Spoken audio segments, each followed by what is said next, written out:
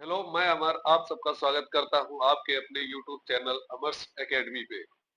दोस्तों, जो भी दोस्त हमारे यूपी टीजीटी की तैयारी कर रहे हैं मैथ सब्जेक्ट से, उन सब के लिए ये video as a practice question के तौर पे हम लोग लेके आए हैं। तो दोस्तों, यहाँ पे हम लोगों ने जो टॉपिक लिया है आज का, वो है मोशन अंडर द ग्रेविटी। दरअसल जो डायनेमिक्स या स्टैटिक्स का पार्ट आपके क्वेश्चन पेपर में आने वाला है, उसमें कुछ डायनेमिक्स के 3 चैप्टर ऐसे हैं जिनसे आपके पास क्वेश्चन मिलेंगे। और पिछले क्वेश्चन की बात करें अगर 2021 क्वेश्चन पेपर में, तो लगभग 7 से 8 क्वेश्चन इस चैप्टर से, इन दोनों टॉपिक से आए हुए थे, डायनेमिक्स और स्टैटिक्स थे। तो ये इम्पोर्टेंट है, 8 क्वेश्चन 9 क्वेश्चन इस टाइप के टॉपिक को तैयार करके अगर आप जाते हैं अच्छे से, क्योंकि बात ये होती है कि ये टॉपिक थोड़ा टाइम टेकिंग होते हैं। जो भी क्वेश्चन आएगा थोड़ा सा टाइम लेगा, कैलकुलेट करने में आपको समय भी लग सकता है। तो इसमें जरूरी ये है कि हम लोग प्रैक्टिस अच्छी करके जाए। एक प्लस पॉइंट और है यहाँ पे कि इनका आंसर सटीकता से हम लोग प्राप्त कर सकते हैं, क्योंकि टॉपिक कोई बहुत कठिन नहीं है, आसान सा टॉपिक है। बस क्वेश्चन की लैंग्वेज आप समझ पा रहे होंगे और उसपे अगर आप फॉर्मूला अप्लाई कर देते हैं, सारे के सारे क्वेश्चन फॉर्मूला बेस्ड ही है, कुछ भी आपको अलग से दिमाग लगाने की जरूरत नहीं पड़ेगी। बस आपकी प्रैक्टिस अच्छी होनी चाहिए। तो ये जो टॉपिक है बच्चों, अगर हम बात करें डायनेमिक्स की, तो मुख्यतः 3 टॉपिक यहाँ से आते हैं हमारे पास हमारे टीजीटी एग्जाम में। जो है यही आज का हमारा जो topic, motion under the gravity, गुरुत्व के अधीन गति।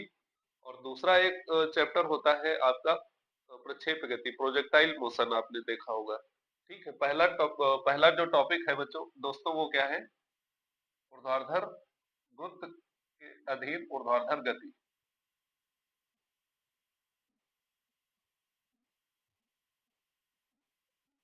ऊर्ध्वाधर गति, ठीक।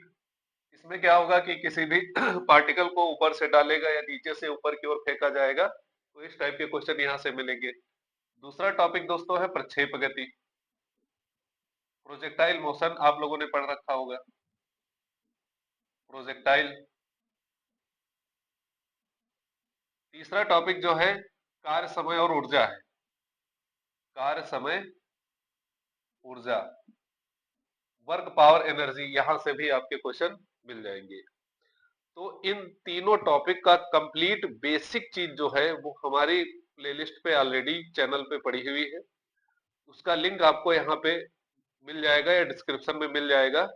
जो भी बेसिक चीजें हैं डायनेमिक्स स्टैटिक्स की, अगर आपने अभी तक नहीं वो पढ़ी है, पहली बार कोई पढ़ने जा रहा है, तो पहले वहां जाके उन सारे वीडियोस को एक बार कंप्लीट कर ले।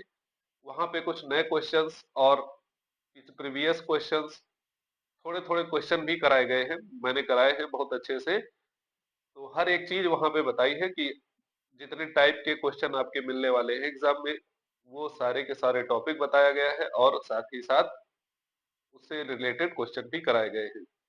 अब इस क्लास में क्या होगा, तो इस क्लास में थोड़ा सा उसी चीज को हम लोग फ्रेश करेंगे, थोड़ा सा फ्रेश करेंगे, मतलब दोबारा उससे प्रैक्टिस करेंगे, उसी टाइप के क्वेश्चंस की और ज्यादा प्रैक्टिस कर लेंगे, जिससे फॉर्मूला अप्लाई करना हमें अच्छे से आने लगे।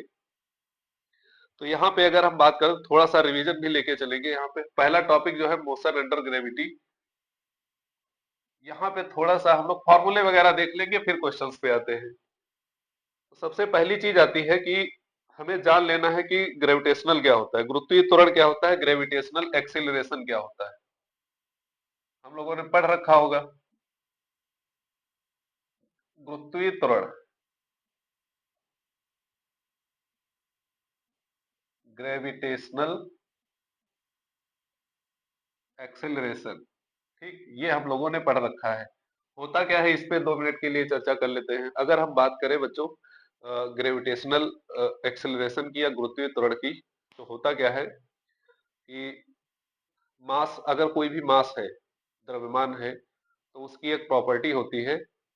प्रॉपर्टी ये होती है कि उसमें एक भार होता है।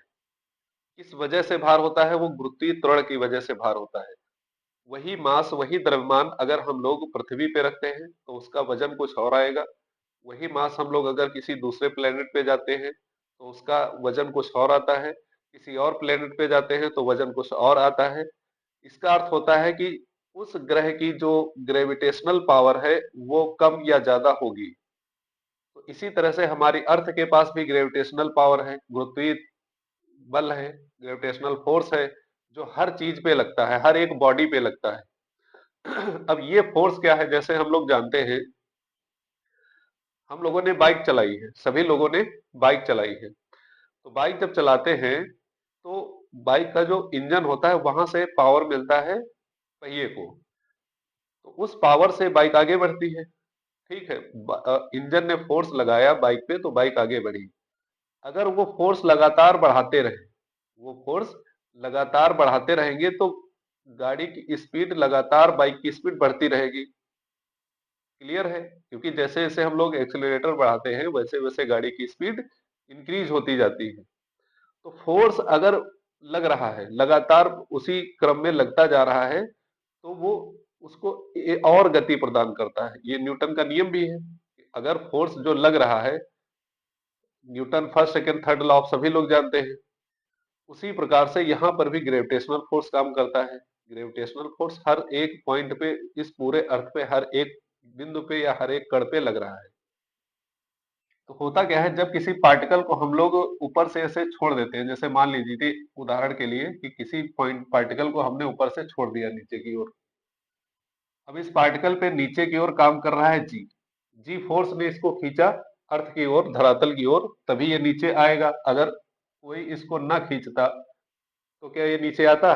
नहीं आता। न्यूटन्स लॉ यही कहता है कि जब भी किसी हम पार्टिकल पे फोर्स लगाएंगे तभी उसकी पोजीशन में चेंज होगा, अन्यथा चेंज नहीं होगा।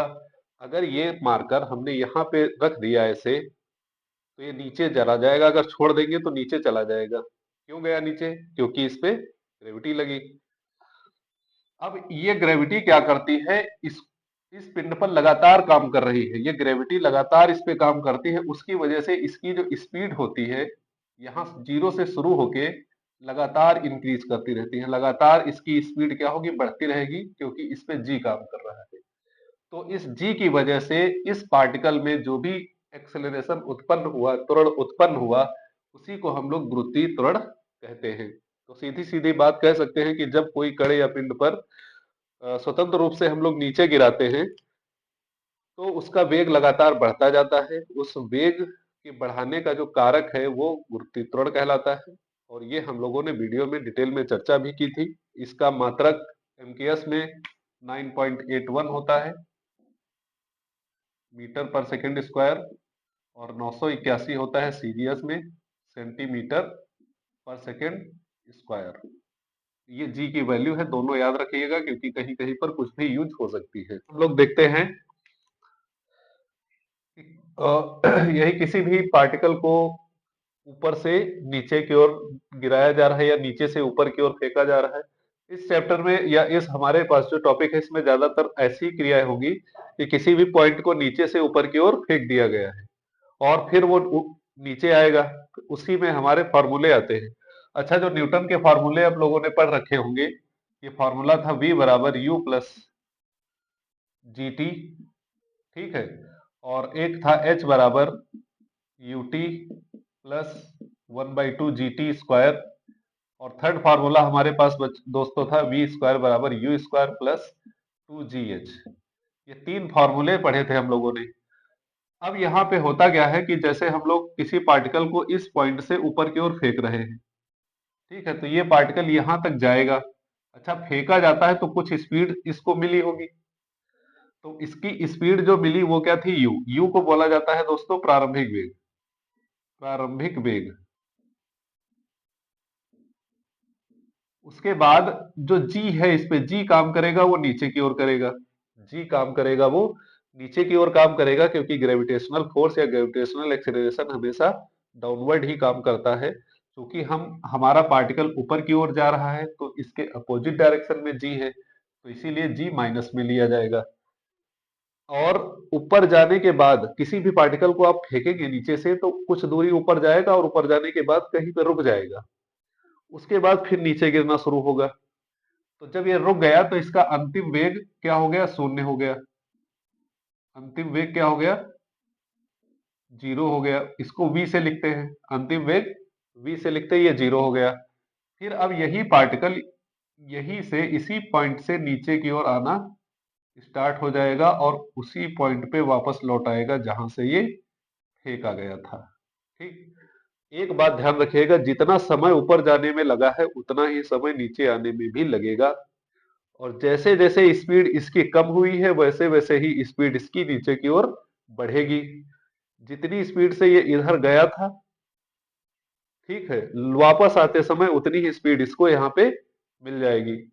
अब होता क्या है, ये जो इक्वेशंस है हमारे पास, इन इक्वेशन को हम इस मोशन के अकॉर्डिंग चेंज कर देंगे। क्या, जैसे इसका प्रारंभिक वेग u तो u ही रहेगा। जी, हमेशा ये जो क्वेश्चन होते हैं तो पॉजिटिव एक्सेलरेशन के लिए इक्वेशंस बताई जाती है, बट यहाँ पे जो त्वरण होगा वो माइनस का है। उसके बाद क्या है कि अंतिम वेग 0 हो गया। तो अगर हम ये इसमें पुट करते हैं तो हमारे पास नए 3 इक्वेशन बन के आते हैं जो इसके लिए तैयार हैं। क्या है, अगर हम बात करें v, तो अंतिम वेग क्या हो गया 0 बराबर, या फिर एक बार g के लिए लिख लेते हैं। एक बार हम लोग g के लिए लिखते हैं क्योंकि अब सब जगह g की जगह पे हमें क्या रखना है, माइनस जी। तो v बराबर हो जाएगा u माइनस जी टी। ये हो जाएगा मोशन अंडर ग्रेविटी के लिए फॉर्मूला। ठीक, h बराबर U T minus 1/2 G T square. इसके बाद दोस्तों v स्क्वायर बराबर यू स्क्वायर माइनस 2gh, ये तीनों हो जाएंगे, ये पहला, ये सेकेंड और ये थर्ड। अब हमें अगर इन्हीं को v बराबर 0 रख देते हैं तो क्या क्या आता है हमारे पास।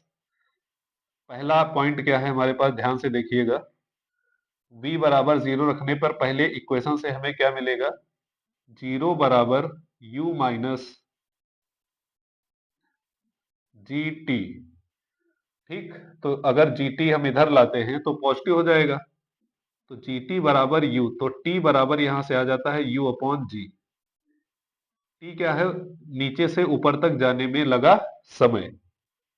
नीचे से ऊपर तक जाने में लगा समय और नीचे से आने तक लगा समय सेम होगा, तो नीचे से ऊपर जाने में लगा समय दोस्तों हम लोग लिखते हैं टी ए से। ए मतलब असेंडिंग। असेंडिंग में जब ऊपर की ओर जाएगा तो समय क्या होगा, u अपॉन जी। यहां से निकल के आए हैं, अभी हमने बताया जो समय ऊपर जाने में लगेगा वही समय नीचे आने में लगेगा। तो टी ऑफ डिसेंडिंग, तो नीचे आने में भी यही समय लगेगा u अपॉन जी। अब पूछा जाए कुल समय, टोटल टाइम क्या लगेगा, कुल समय मतलब ऊपर जाने में जाकर वापस आने में जो टोटल टाइम लगा है, टी बराबर क्या होगा, T A plus T G. Time ascending और टाइम टेकिंग टू डिसेंडिंग, जाने में लगा समय प्लस आने में लगा समय। तो टी बराबर यू बटे जी प्लस यू बटे जी हो जाएगा 2u अपॉन जी। इसी को दोस्तों हम लोग क्या बोलते हैं, टी बराबर जो आया हमारे पास 2u अपॉन जी, इसी को बोला जाता है टाइम ऑफ फ्लाइट। इसको क्या बोलते हैं, टाइम ऑफ फ्लाइट, उड़यन काल, जिसको हम लोग पढ़े थे, उड्डयन काल। ठीक, टोटल समय कितना लगेगा 2u अपॉन जी। ये पहले इक्वेशन से ही हमें आ गया ये कंडीशन लगाने पे। ठीक, तो कैपिटल टी बराबर 2u अपॉन जी याद रखिएगा, और ऊपर जाने में लगा समय नीचे आने में लगा समय बराबर होता है, तो ये होगा u अपॉन जी और वो भी u अपॉन जी। अब दूसरे क्वेश्चन की तरफ आते हैं। ये सब हमने बहुत और अच्छे से डिटेल में अपने वीडियो में करा रखा है, वहां जाके आप देखिएगा। ये सीरीज है विद कॉन्सेप्ट चलेगी, यहाँ पे कॉन्सेप्ट भी होगा और क्वेश्चन भी होंगे। सेकेंड इक्वेशन में अगर हम ये कंडीशन पुट करते हैं तो हमें कोई परिवर्तन मिलेगा नहीं, क्योंकि यहाँ पे v नहीं है, क्योंकि v को हमें 0 रखना है, v नहीं है। ठीक है, तो इसमें हम बाद में देखते हैं, पहले थर्ड वाले में रखते हैं। थर्ड में अगर हम लोग देख रखते हैं v इक्वल टू 0, क्योंकि यहाँ पे ये क्या हो जाएगा, 0 हो जाएगा। v इक्वल टू 0 रखने पर फॉर्मूला हमारे पास है v स्क्वायर बराबर यू स्क्वायर माइनस 2gh, तो ये 0 हो गया, यू स्क्वायर माइनस 2gh होगा। अगर इसको हम सही से लिखते हैं तो 2gh बराबर यू स्क्वायर, h हमारे पास आ जाएगा you square upon 2g। Height कितनी आ गई इसकी, you square upon 2g। Maximum height इसी को कहा जाता है महत्तम ऊंचाई, महत्तम ऊंचाई या मैक्सिमम हाइट, मैक्सिमम हाइट, इतनी मैक्सिमम हाइट तक जाएगा ये। h बराबर यू स्क्वायर अपॉन 2g, इसको कैपिटल h से भी लिखते हैं या फिर डायरेक्टली याद रखेंगे यू स्क्वायर अपॉन 2g। बाकी तो तीन चीजें हमें पता, जो जो जरूरत है वो हमें पता चल गई। टाइम ऑफ फ्लाइट, ऊपर जाने में लगा समय अलग से पता हो गया, नीचे जाने में लगा समय अलग से पता हो गया, कुल समय भी पता हो गया और महत्तम ऊंचाई भी पता हो गई। दोस्तों रेंज यहाँ पे नहीं होती है, रेंज आपको प्रोजेक्टाइल मोशन में मिलेगी, क्योंकि वहां पे पार्टिकल एक जगह से फेंका जाता है तो दूसरी जगह पे जाता है, लेकिन यहाँ ऐसा नहीं है। यहाँ जिस जगह से पार्टिकल फेंका जा रहा है लौट के उसी जगह पे आएगा। बस याद रखिएगा जैसे जैसे ऊपर जाता है वैसे वैसे नीचे आता है। आइडेंटिकल जर्नी होती है, ऊपर जाने में जो भी चीजें बदलती है या जैसा भी होता है वैसा ही नीचे आने पे होता है। सारी की सारी चीजें सेम है, जैसा ऊपर की ओर वैसा नीचे की ओर। ठीक, प्रारंभिक वेग u है, अंतिम वेग 0 है, तो हर जगह पे u तो प्रेजेंट रहेगा, क्योंकि कितनी स्पीड से फेंका जा रहा है ये तो सवाल में दिया होगा या पूछा जाएगा। लेकिन अंतिम वेग इस केस में हमेशा 0 होगा। जब ऊपर से कोई चीज गिराएंगे, जब ऊपर से किसी चीज को ड्रॉप करेंगे, तब प्रारंभिक वेग 0 हो जाएगा, क्योंकि किसी चीज को अगर छोड़ते हैं तो प्रारंभिक वेग क्या होता है, 0। आते आते अंतिम वेग उसका ज्यादा हो जाएगा, और उसके लिए सारे के सारे ये समीकरण जिम्मेदार होंगे, क्योंकि तब g पॉजिटिव का रहेगा। इतनी बात आप ध्यान से देखिए, फिर हम आते हैं क्वेश्चन पे।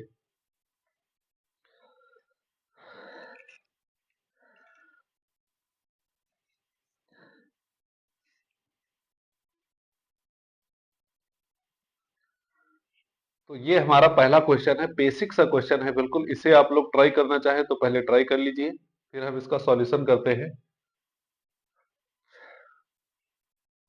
क्वेश्चन इसी टाइप से आपको मिलेंगे। लिखा हुआ है, एक पत्थर का टुकड़ा किसी मीनार की चोटी से भूमि तक गिरने में 4 सेकंड का समय लेता है, तो मीनार की ऊंचाई ज्ञात कीजिए। या ये भी कह सकता था कि पत्थर के टुकड़े ने कितनी दूरी तय की। तो मीनार की ऊंचाई ज्ञात करनी हो या पत्थर के टुकड़े ने कितनी दूरी तय की ये पता करना हो, दोनों सेम चीजें हैं, दोनों सेम चीजें हैं, हमें कोई दिक्कत नहीं है इससे। लेकिन जब किसी पार्टिकल को ऊपर से नीचे की ओर ड्रॉप किया जाता है, तो आपको पता होना चाहिए कि ड्रॉप करते समय उसकी स्पीड क्या होगी, 0 होगी। तो प्रारंभिक वेग u जो होता है वो क्या होगा यहाँ पे, 0। नीचे की ओर आते आते इसकी स्पीड कुछ हो जाएगी और धरातल पे टकराने के बाद वो खत्म हो जाएगी। तो प्रारंभिक वेग तो 0 हो गया, अंतिम वेग कुछ होगा, वो हमें जरूरत नहीं है, क्योंकि हमें केवल इसकी ऊंचाई ज्ञात करनी है। इसका जो दूरी तय की गई है वो पता करना है। तो ऊपर से नीचे तक आने में जो दूरी तय की गई है वो होती है h। ठीक है, और नीचे की ओर आ रहा है और टोटल टाइम कितना लेता है आने में, 4 सेकेंड। आने में समय कितना लिया इसने, 4 सेकेंड का। तो अगर हम जब भी कभी दूरी निकालनी हो, चाहे तो आप लीनियर मोशन के सवाल कर रहे हो या वर्टिकल मोशन के सवाल कर रहे हो, कभी भी अगर आपको डिस्टेंस निकालनी है तो आप इस सेकेंड इक्वेशन पे जाएंगे, h बराबर U T plus half G T square. कहीं भी लीनियर मोशन में भी होता है यही, ज्यादातर दूरी निकालने के लिए हमें इसी फार्मूले का यूज करना पड़ता है। h बराबर U T plus half G T square, h बराबर U T plus half G T square. Plus हम इसलिए ले रहे हैं क्योंकि पार्टिकल ऊपर से नीचे की ओर आ रहा है। तो जब कभी ऐसा होता है तो अब हम लोगों ने यहाँ पे मान रख देने हैं, क्योंकि हमें वैल्यू पता है। u 0 है तो u इंटू टी 4 सेकेंड लगा हुआ है, प्लस 1/2, जी की वैल्यू 9.8 है, और टी कितना है, 4 सेकेंड, 4 का स्क्वायर 16, तो ये तो 0 हो जाएगा। प्लस 2 अट्ठे 16 और 8 से इसको मल्टीप्लाई कर लेते हैं, अगर 8 अट्ठे 64, 8 9 72 और 6 78, 78.4। h बराबर हमारे पास क्या आ जाता है दोस्तों, 78.4 मीटर। ऑप्शन आपको दिख रहा होगा, ऑप्शन नंबर सी इसका करेक्ट आंसर होगा। ऑप्शन नंबर सी इसका करेक्ट आंसर होगा। यही प्रैक्टिस करनी है आपको अपने एग्जाम में अच्छे से अच्छी परफॉर्मेंस करने के लिए। इसे देखिए, हम नेक्स्ट क्वेश्चन पे आते हैं फटाफट। तो सेकंड क्वेश्चन हमारे पास है, पूछा गया है इसमें, स्वतंत्रता पूर्वक गिरने वाले पिंड की 5वें सेकंड में गिरी दूरी ज्ञात कीजिए। कहा है, इसका मतलब यह है कि कोई भी पार्टिकल एक ऊपर से गिर रहा है, 1 2 3 4 5, 5 सेकंड में वो जो दूरी तय कर रहा है उस दूरी को हमें बताना है कि 5वें सेकंड में उसने क्या दूरी तय की है। तो इसके लिए एक फॉर्मूला होता है जो हम लोगों ने भी नहीं देखा। वो फॉर्मूला होता है nवे सेकंड में चली गई दूरी, चली गई दूरी।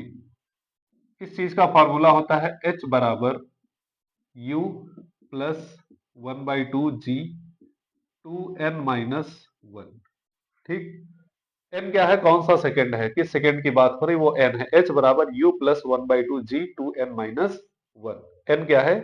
सेकंड। जो सेकंड nवा सेकंड बोला गया है तो n की जगह पे हम लोग सेकंड पुट कर देंगे। अगर इसी फॉर्मूले से इस क्वेश्चन को हम लोग सॉल्व करने की कोशिश करते हैं तो हमारे पास दिया हुआ है केवल 5वें सेकंड में चली गई दूरी पता करनी है हमें। तो फॉर्मूला लगाते हैं, h बराबर u plus 1/2 g 2n-1। u हमारे पास u क्या होता है? स्वतंत्रता पूर्वक गिर रहा है, प्रारंभिक वेग, और उसके बाद ऊपर से गिर रहा है ना, तो ऊपर से क्या होगा, u तो 0 हो जाएगा। 1/2 जी, जी ही रहेगा, जी को रखते हैं क्योंकि बोला नहीं गया अभी, ऑप्शन भी जी में दिया है इसलिए। n क्या है? 5। n क्या है? हाँ 5। 2 × 5 - 1, तो 5 दूनी 10 -1 9, तो 1/2 जी इंटू 9, तो ये बन जाएगा हमारे पास 9/2 जी। तो ऑप्शन नंबर सी इसका भी करेक्ट आंसर होगा। कितना आ जाएगा? g/2 9, 9/2 जी। ठीक है, ड्रॉप किया गया है तो प्रारंभिक वेग 0 होगा, तो u की जगह 0 रख देंगे, अंतिम वेग से हमें लेना देना नहीं है, जो भी होगा ये इसका आंसर आता है। बेसिक सा है, ये सीख लेंगे तो अभी थोड़ा जो आपके टीजीटी 2021 में आया क्वेश्चन है उसे करने में आपको इतनी आसानी होगी कि आप सोच भी नहीं सकते हैं। इसे देखिए, अगले क्वेश्चन पे आते हैं।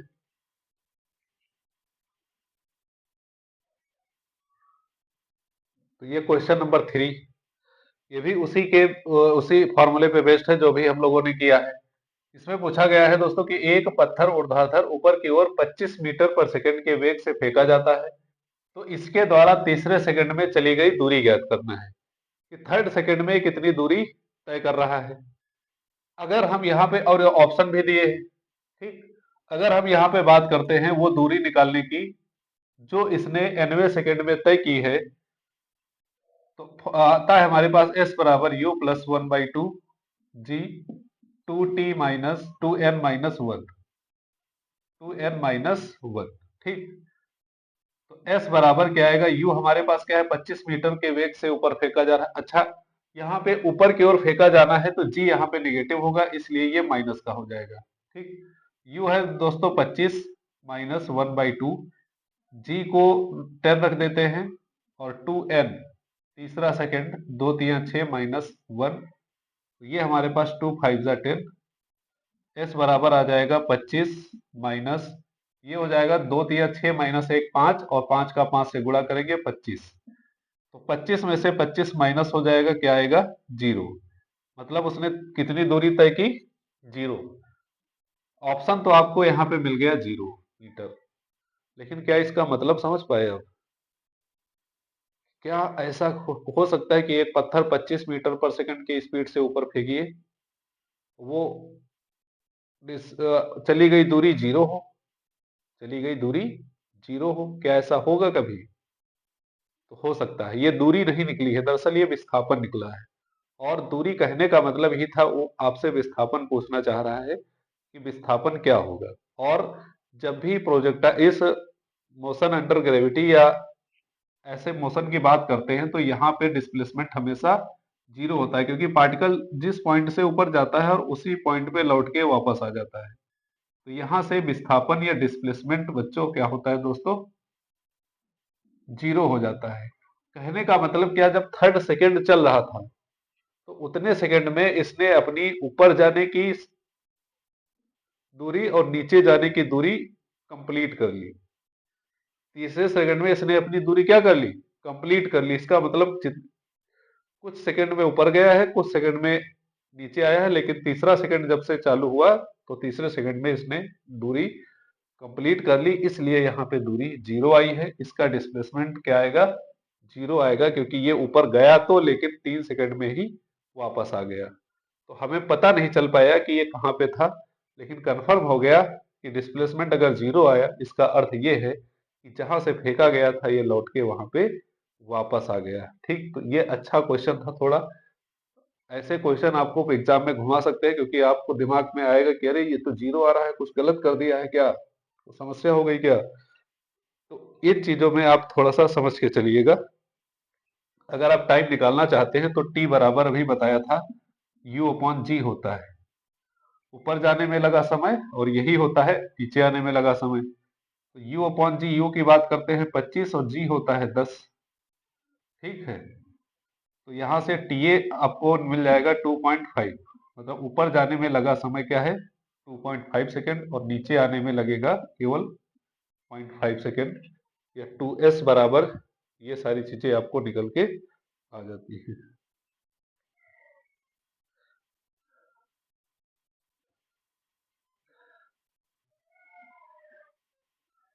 डिस्प्लेसमेंट जीरो आ गया, इसे देखिए एक बार, फिर हम आगे बढ़ते हैं।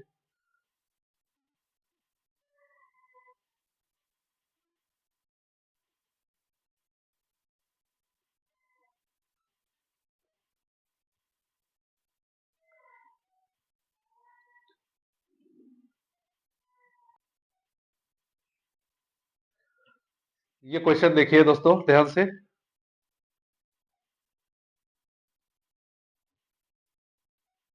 ठीक है, बहुत अच्छा क्वेश्चन है। इसमें दिया हुआ है कि एक कण मीनार की चोटी से स्वतंत्रता पूर्वक गिरता है, मतलब ऊपर से ऐसे ड्रॉप कर दिया जाता है, और अपनी यात्रा के अंतिम सेकंड में पूरी ऊंचाई का 9/25वां भाग चलता है। मीनार की ऊंचाई ज्ञात कीजिए। हमें मीनार की ऊंचाई फाइंड आउट करनी है h। तो अगर इसको ध्यान से, इसके तो दो मेथड है, एक बेसिक है, तो बेसिक तो काफी लंबा है, लेकिन हमें एग्जाम में किस तरह से इसको करना है ये बात सोचने वाली है। अब यहाँ पे अगर आप इस बात को देखेंगे कि लिखा है अंतिम सेकंड में, अंतिम मान लो टीवा सेकंड अंतिम सेकंड था, तो अंतिम सेकंड में, अंतिम सेकंड का अर्थ होता है टीवा सेकंड, टी सेकंड में चली गई दूरी, चली गई दूरी, कुल दूरी का क्या है 9/25, तो कुल दूरी क्या है, ये हो गई कुल अपॉन वाली, और ऊपर वाली अंतिम सेकंड में चली गई दूरी। लेकिन जब कभी रेशियो को हम इस तरह से लिखते हैं तो x लगा के लिखते हैं, तो कुल तो हो जाएगा 25x, और 90 सेकंड में चली गई दूरी क्या हो जाएगी 9x। तो 90 या टीवे सेकंड में चली गई दूरी क्या है 9x, और कुल दूरी है इसकी 25x, क्योंकि कभी रेशियो दिया होता है तो उसके साथ हम लोग ऐसे बना के लिख सकते हैं। जो दरअसल ये 9/25 लिखा हुआ है, इसका अर्थ यही है, लिखा हुआ है कि अंतिम सेकंड में पूरी ऊंचाई का, मतलब पूरी क्या थी 25, और उसका चला कितना इसने 9। तो अगर ये 25x है कुल, तो चलेगा कितना 9x। तो अंतिम 30 सेकंड में चली गई दूरी 9x। तो अब 90 सेकंड में चली गई दूरी का फॉर्मूला हमें पता है क्या होता है, h बराबर u प्लस 1/2 g 2t-1, ऐसा कुछ होता है। अंतिम सेकंड में चली गई दूरी ये है h, ये कितना दिया हुआ है 9x, ये t नहीं 9x, तो इसे हम लोग 9x लिख देते हैं। u तो प्रारंभिक वेग तो जीरो होगा, तो 1/2 g 2t-1 ये लिखा रहेगा। फिर कुल दूरी क्या है 25।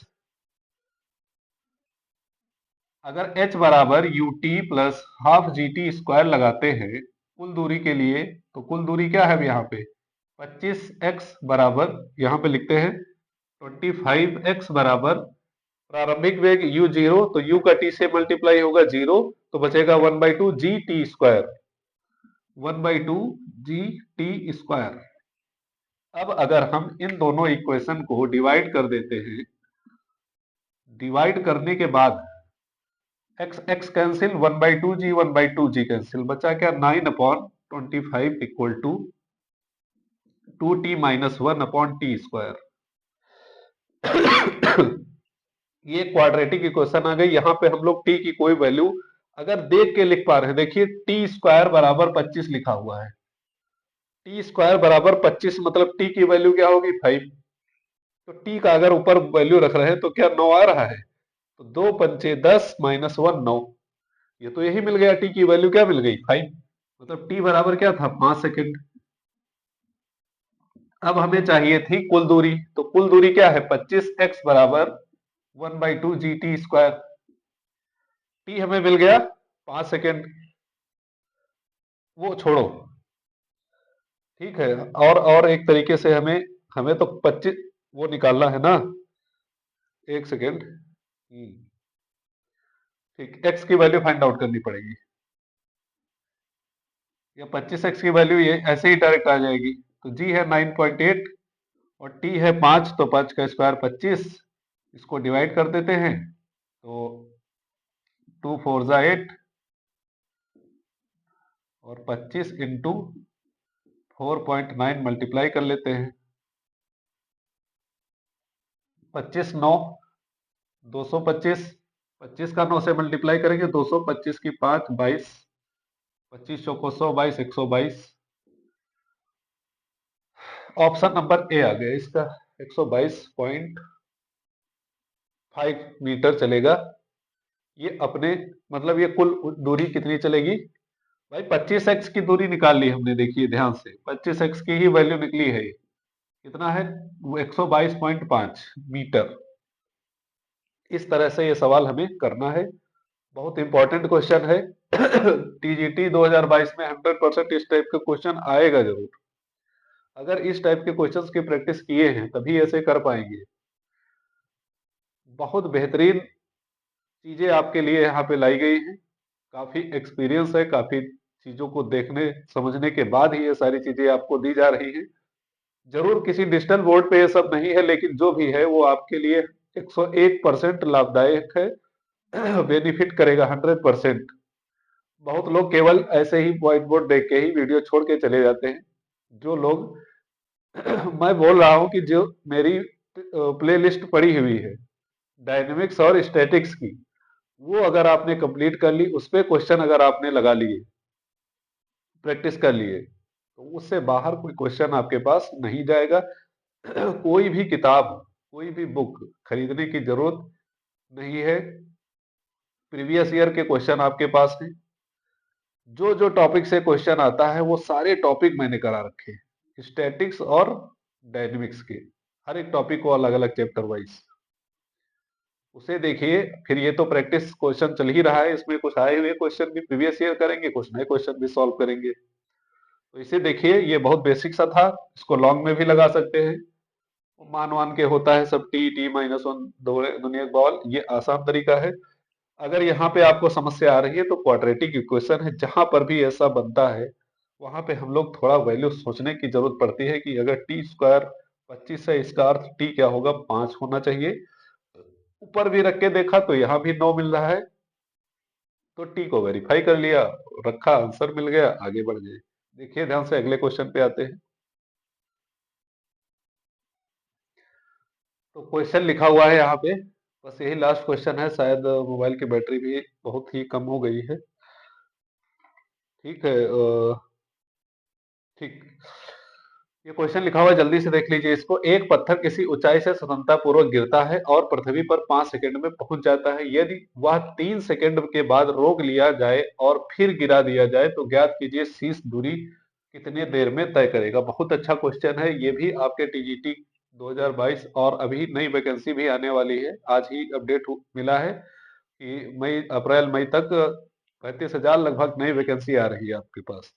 तो तैयारी आपको छोड़नी नहीं है। अगर एक एग्जाम खराब जाता है तो इसका मतलब कि आपको और ज्यादा मेहनत करने का मौका मिला है। और भी अच्छे से ट्राई करिएगा जिससे अगला पेपर आपसे क्रैक हो सके। अच्छे से तैयारी करेंगे तो इसी बार सबका ज्वाइनिंग कंफर्म है। तो होता है, एक पत्थर किसी ऊंचाई से सुंदरपूर्वक गिरता है और पृथ्वी पर 5 सेकंड में पहुंच जाता है। कहने का मतलब यह है कि यहाँ पे एक सिंपल सा मोशन दिया है कि कहीं से गिर रहा है पत्थर और 5 सेकंड के बाद ये नीचे आ जाता है। कितनी दूरी तय करेगा आसानी से निकाल सकते हैं, क्योंकि इसका प्रारंभिक वेग 0 होगा और h बराबर ut प्लस 1/2 GT स्क्वायर से इसके द्वारा तय की गई दूरी यहां तक निकाली जा सकती है। 5 का स्क्वायर 25, तो h जो आ जाएगा दूरी हो जाएगी 25g/2। इतनी दूरी ये कुल दूरी तय कर रहा है। ये हमारी क्या है? कुल दूरी। अच्छा दोस्तों, जब इसको 3 सेकंड के बाद रोक लिया गया यहाँ पे, ये ऊपर के 3 सेकंड हो गए, लास्ट के 2 सेकंड हो गए। ये 3 सेकंड और लास्ट में कितना चलेगा? ये 2 सेकंड। वो कितना चलेगा वो नहीं पता है, वही टाइम निकालना है। तो जब 3 सेकंड के बाद रोक लिया गया था तो इसका अंतिम वेग क्या हो गया? 0। फिर से ये 0 रुक गई, रुकने के बाद ये फिर गिरना शुरू होगी। अच्छा, जब रोक लिया गया है हाँ, ये टाइम हमें निकालना है। तो ज्ञात कीजिए शेष दूरी वह कितनी समय में कितनी देर में तय करेगा। ये टाइम निकालना है, तो इसके लिए हमें ये ऊंचाई पता होनी चाहिए कि कितनी दूरी ये बची है। अच्छा, ये ऊंचाई जैसे मान लेते हैं कि कोई भी कण ऊपर से नीचे की ओर आता है और 20 मीटर की दूरी तय करता है। ठीक, कुल दूरी 20 मीटर है और ऐसे 10 सेकंड लगा रहा है। 8 सेकंड के बाद इसको रोक लिया गया यहाँ पे, फिर इसको गिरा दिया गया नीचे की ओर। अब कितना समय लगेगा? तो 10 सेकंड में कुल था, 8 सेकंड में इसको रोक लिया गया। तो अभी जब ये 8 सेकंड में यहीं तक तो आएगा, पूरा 20 तो चलेगा नहीं, 20 से कुछ कम चलेगा। तो 8 सेकंड में ये दूरी निकाल लो और 20 से घटा दो तो इतनी दूरी पता चल जाएगी। यहां पर भी ऐसे ही है कि कुल दूरी, इसको मान लेते हैं कैपिटल एच। कुल दूरी हमें पता है, ठीक है, 25/2g। उसमें से हम लोग 3 सेकंड में चली गई दूरी अगर इसमें से घटा दें तो बाकी बची वाली दूरी आ जाएगी। तो 3 सेकंड में चली गई दूरी, चली गई दूरी, फॉर्मूला सेम रहेगा, दूरी का निकालना है। तो अब स्मॉल h से इसको लिखते हैं, u 0 हो जाएगा 1/2 जी टी स्क्वायर, 3 का स्क्वायर 9, तो 9/2g चलेगा ये। ठीक है, 3 सेकंड में चली गई दूरी क्या होगी? 9/2g। पूरी दूरी हमें पता थी 25/2g थी। 3 सेकंड में चली गई दूरी ये है। पूरी दूरी में से ये घटा देंगे तो यहाँ की दूरी बची पता चल जाएगी। तो यहाँ पे हम लोग निकाल लेंगे बची दूरी, बची या शेष दूरी, शेष दूरी। तो शेष हमारे पास क्या निकलेगा? टोटल है 25, या कैपिटल एच पूरी दूरी में से 3 सेकंड में चली गई दूरी घटा दीजिए। ठीक, तो पूरा है 25/2g और ये आया है 9/2g। 16/2g बच जाएगा ये शेष। अब 16/2g कितनी दूरी, ये दूरी कितनी देर में तय की जाएगी वो हमें समय चाहिए। तो h बराबर फिर से वही ut plus half GT square. तो h क्या है यहाँ पे? h है 16/2g। इतनी दूरी हमें तय करना है। ये तो पूरा 0 हो जाएगा क्योंकि फिर से यहाँ पे। तो अब हमें शेष दूरी हमारे पास क्या बची थी? ये 16/2g। इसको ध्यान से लगभग 8g मान लेते हैं। तो h की जगह पे हमें अब 8g दूरी चलाना है। इसको केवल कितनी? 8g दूरी चलाना है और इतनी दूरी चलने में कितना समय लगेगा ये बताना है। तो 8g दूरी चलाने के लिए h की जगह में हम 8g रख देंगे, बराबर प्रारंभिक वेग इसका 0 हो चुका है क्योंकि यहाँ पे रोक लिया गया था पिंड। यहाँ पे 3 सेकंड के बाद इसको पकड़ लिया गया ना। तो अब क्या होगा कि अब फिर से इसको छोड़ा जाएगा। तो फिर से ये जीरो से शुरू करेगा, तो ये जीरो हो गया, 1/2। जी तो जी रहेगा टी स्क्वायर, और समय ही हमें पता करना है। अब दोनों तरफ का जी जी कैंसिल आउट हो जाएगा, 2 का मल्टीप्लाई 8 से 16 आ जाएगा, और टी स्क्वायर बराबर 16, और 16 टी की वैल्यू आ जाएगी 4 टी, क्योंकि 16 का वर्गमूल क्या होता है, 4 सेकेंड। तो 4 सेकेंड फिर इसको नीचे से यहां से यहां तक आने में लगेंगे, तो ऑप्शन नंबर 20 का करेक्ट आंसर हो जाएगा। तो आप देख पा रहे होंगे कि 3 सेकेंड के बाद अगर रोका ना जाता तो ये दूरी 2 सेकेंड में तय कर लेता, क्योंकि टोटल 5 थी। लेकिन इसको रोक लिया गया, इसलिए इसने कितने सेकंड लिए, 4 सेकंड लिए, क्योंकि फिर से ये जीरो से शुरू करेगा और यहां तक आने में 4 सेकंड ले लेगा। तो इस क्वेश्चन को पूरा करने में मतलब आंसर 4 हो गया, ठीक है। तो ये क्वेश्चन थे आज के दोस्तों, जो ऊपर से नीचे की ओर चीजों को ड्रॉप किया जा रहा है। अगले लेक्चर में इसके पार्ट 2 में हम लोग पढ़ेंगे नीचे से ऊपर की ओर चीजें फेंकी जा रही हैं, और उसी में हम लोग जो अपने टीजीटी 2021 के आए हुए क्वेश्चन है या उसके पहले के आए हुए क्वेश्चन है उनको साथ में सॉल्व करेंगे, और बेहतरीन से 2 क्लास में इसकी प्रैक्टिस खत्म करेंगे, क्योंकि काफी डिमांड थी दोस्तों की कि डायनेमिक्स या फिर इस टाइप के चैप्टर्स जो रेयरली ज्यादा मिलते नहीं है उन्हीं पर आपको वीडियो दिया जाए। अगर आप कोई और भी टॉपिक चाहते हैं तो उसके लिए भी आप कमेंट करिएगा, तो वो टॉपिक के भी आपके प्रैक्टिस क्वेश्चन कराएंगे। और इसके साथ ही बहुत सारी चीजें हैं हमारे चैनल पे ऑलरेडी आपके लिए अवेलेबल है, आप जब चाहे उनको देख सकते हैं, उनसे अपना फायदा ले सकते हैं। तो हम लोग मिलते हैं अगले वीडियो में, तब तक के लिए सभी दोस्तों को बाय बाय, नमस्कार।